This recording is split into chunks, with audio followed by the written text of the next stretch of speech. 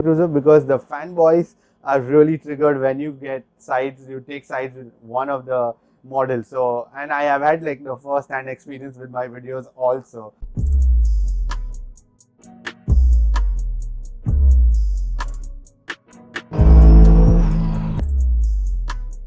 The first process starts from arranging the cars because there are a lot of schedules now because I have like a lot of manufacturers. So I have to schedule all these cars and also the videos when they'll go.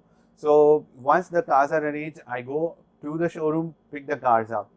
From there on, I start, breaking the car down into small bits every day. So I have the cars usually for 3 to 4 days.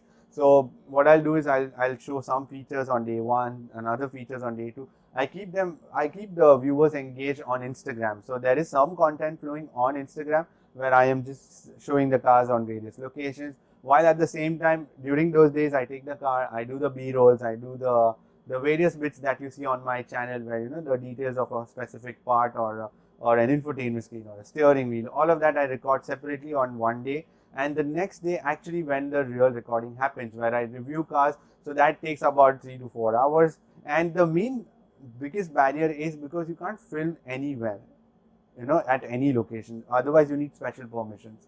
So I do best is I go to exit 55, I just record all my videos out there. So that's like a test track for me now, where I have everything like a desert and also the road and everything to test the car for. So after that, once the cars are gone after 5 days, then the real editing process happens. So, gathering all the files that I've recorded, some random ones, some this and that, and also the audio files that I record separately, merging them on the software and creating like a long 20-minute review video. Now that review video, initially I used to take about 8 to 10 hours, but now I can make between 4 hours.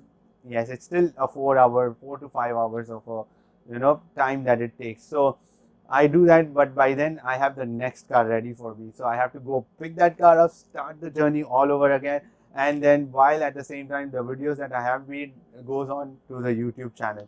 Again, on that channel I do everything by myself. I upload it, I put all the tags, I put all the descriptions, everything. I make the thumbnails, I do Photoshop, I do every single thing, and then upload it, and then later on once it is live I make sure it gets all the views. And then again, as I mentioned, back to the same journey of filming, recording, editing and uploading. So that's, if I had to just sum it up, it's this: taking, filming, editing and uploading. So I was really impressed by Ford Shelby F-150 because it had a supercharger, and I just did the review recently. So that car had it's like a 770 horsepower pickup truck, but it's so huge, it's beyond your mental capacity sometimes, because you can't actually believe how fast a pickup truck can accelerate from 0 to 60.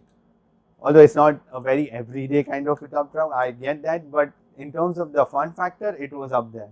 Another car that I have a confusion about, that it's actually the Land Cruiser and the petrol V8.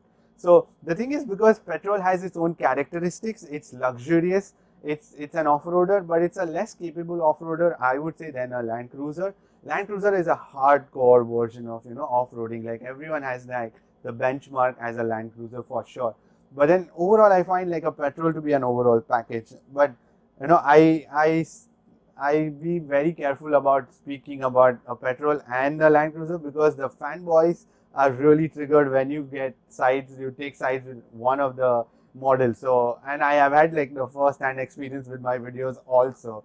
So I'll say both have the, again, it's not because I just want to be like balanced, but both have their own offerings. So it's up to you. If you are looking for something in particular from a car, then it may be a petrol or a Land Cruiser. My uncle used to own a Skoda when I was in India back in 2012. So that was a Laura.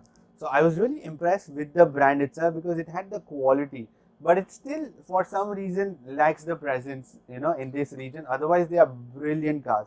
I had the opportunity to test the Skoda Octavia out here, Skoda Kodiaq. So I am pretty much the only channel that has those reviews right now. So the Kodiaq is such a fun car, and it's actually based on platforms from the VW platform, which is the MQB platform. So that platform is shared by the Audi, the Seat, the so many other car brands itself, Volkswagen themselves also. So that platform, when you sit inside the car, you'll be surprised as to how, and it's actually very cheap to own. It's not like it's expensive. It's under the sub 130K budgets, and it's a 7-seater. And it and let me be honest, when people buy SUVs, they don't really take them to off-roading or anything. Most of the times it's used for a family purpose. So I did this car Honda Touring recently, Odyssey Touring.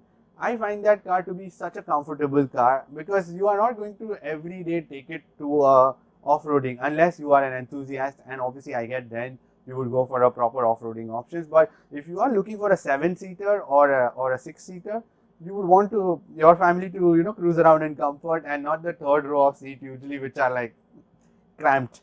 So most of them, which is everyone knows about Toyotas, Nissans and the Hondas, but no one knows about the lesser known brand just out here, but it's a very popular brand abroad. Like you'll be surprised, like a following that people have on my Instagram. When people used to have like a big following, when I used to upload photos or videos about a Skoda, they would be excited, like they wanted to know about the car itself. So it's about targeting that kind of crowd where they want to know about their cars.